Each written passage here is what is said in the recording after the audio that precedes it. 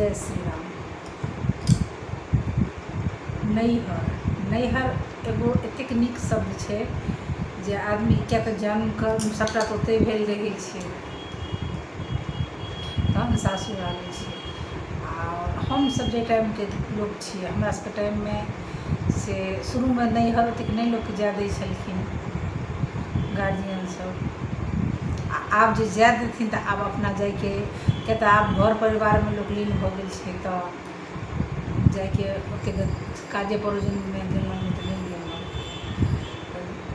एक तऽ पहिले लोकके जाए नहि दै छलखिन, दोसर अगर अहाँ नैहर जइऔ, अहाँके चाची काकी दादी सब अगल बगलमे जे छै, अहाँ उतरलिए गाड़ीसँ, गोर लगलियनि हुनका तऽ अहाँके सबसँ पहिले पुछती जे कखन एलही, एखने एलही हँ, कहबै हाँ एखने एलिए हँ, तऽ रहबिही कि चलि जेबही।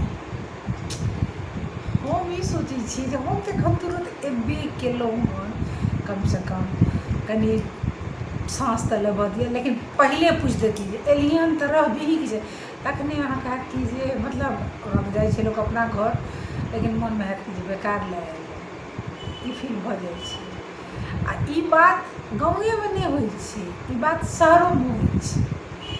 शहरोमे अहाँके तऽ हमर एतहु हमर पप्पा रहै छलखिन तऽ हम एतहु जाइ छलिए, गेलहुँ एगो बगलवाली आंटी छलै, वो पूछते कब आई, कहती है रहोगी कि चली जाओगी।